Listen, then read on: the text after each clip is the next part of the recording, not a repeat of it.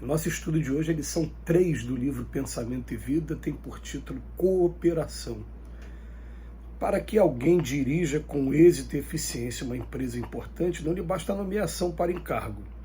Exige-lhe um conjunto de qualidades superiores para que a obra se consolide e prospere. Não apenas autoridade, mas direção com discernimento, não só teoria e cultura, mas virtude e juízo claro de proporções. Dilatados recursos nas mãos, a serviço de uma cabeça sem rumo, constituem tesouros nos braços da insensatez, assim como a riqueza sem orientação é navio a matroca. Quem governa emitirá forças de justiça e bondade, trabalho e disciplina para atingir os objetivos da tarefa em que foi situado. Quando o poder é intemperante, sofre o povo a intranquilidade, a mazorca, e quando a inteligência não possui o timão do caráter sadio, espalha em torno a miséria e a crueldade. Daí conhecermos tantos tiranos limbados de grandeza mental e tantos gênios de requintada sensibilidade, mas atolados nos vícios.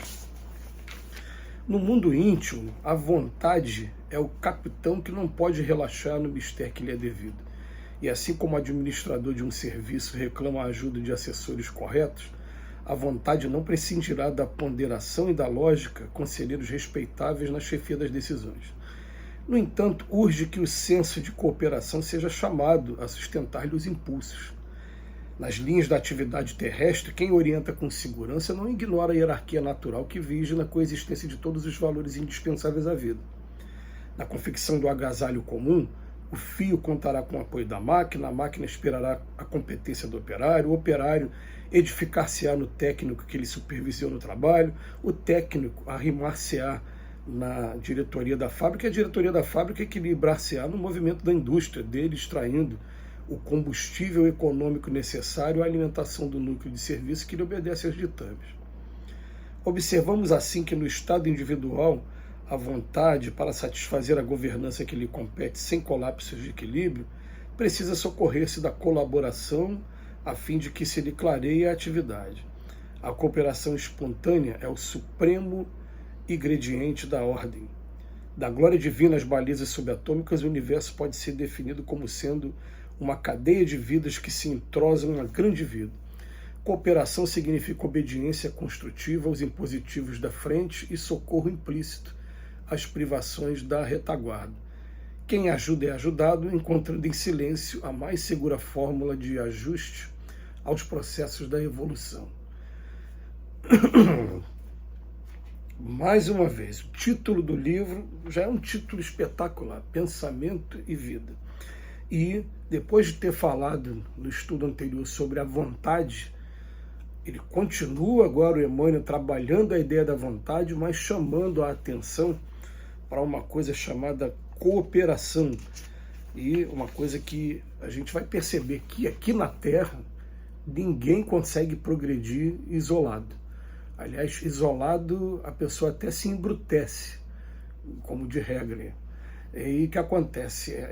A gente precisa, sim, todo santo dia, seguir o exemplo de Jesus, que ele precisava de um momento do dia para se retirar e fazer sua oração. Jesus, autoridade máxima em matéria de moral aqui para a gente aqui na Terra, ele precisava todo santo dia se retirar para entrar em contato com o Pai, com outros Cristos igual a ele, fazer essa sintonia e essa troca de informações e ao mesmo tempo de energia. Imagina nós, a gente precisa de se retirar, mas daí você acreditar que você sozinho você vai evoluir, não. O aprendizado maior da Terra é aprender a amar ao próximo como a si mesmo.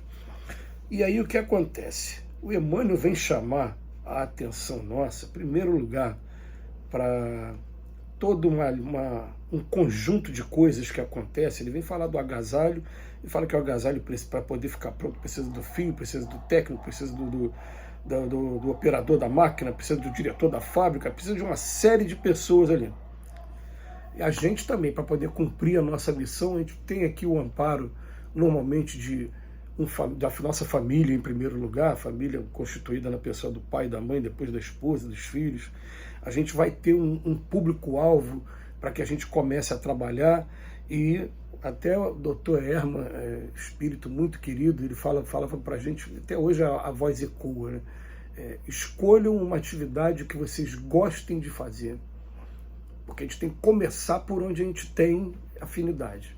Se a gente quiser começar por uma coisa que você não tem muita afinidade, você já vai encontrar um grande obstáculo pela frente. Por quê? Porque é um trabalho voluntário.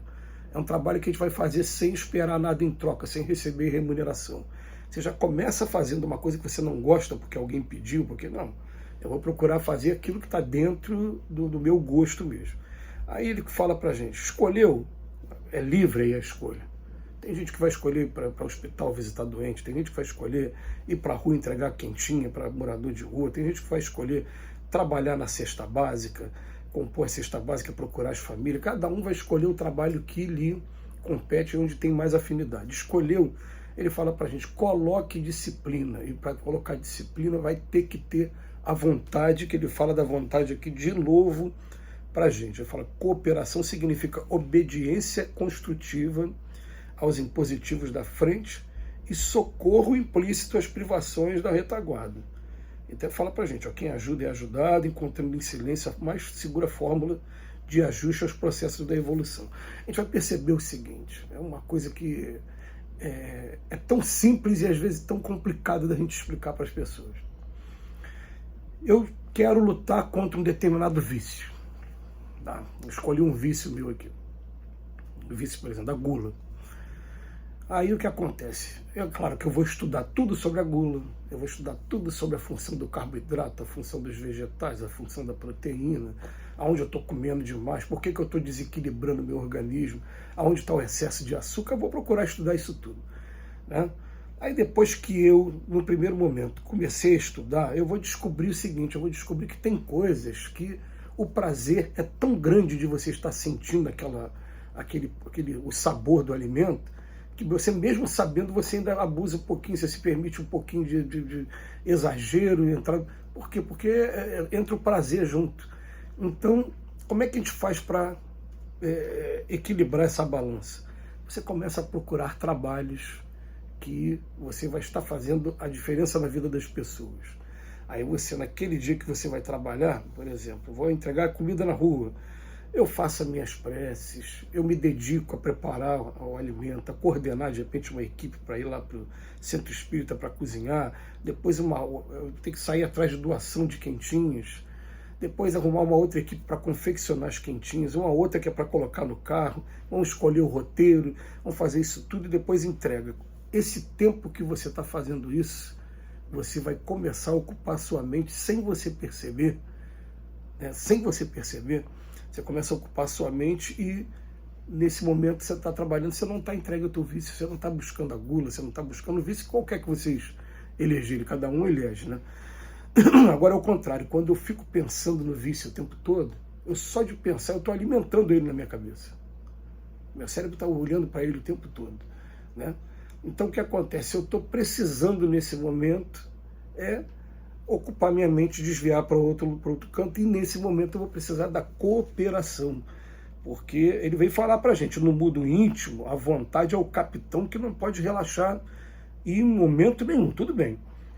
Mas assim como o administrador de um serviço reclama ajuda de assessores corretos, a vontade não prescindirá da ponderação, da lógica de conselheiros respeitáveis na chefia das decisões. Olha que coisa interessante. Eu começo a pensar assim, eu tenho vontade, tenho muita vontade. Tenho uns assessores, tenho. O primeiro assessor que eu tenho, o melhor, chefia imediata, como ele diz aqui, né? Quem é o meu anjo da guarda? O tempo todo eu fazia sintonia com ele, estou no caminho certo mesmo. Espíritos familiares. Tá, saiu do campo espiritual, do campo da prece.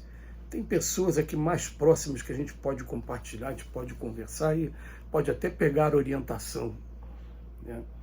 E é interessante que eu terminei de confirmar um compromisso que a gente já tem há mais de 15 anos, mas ficou parado por conta desde a pandemia, de fazer um encontro sobre a vida e obra de Chico Xavier num lugar que fica a 550 quilômetros daqui.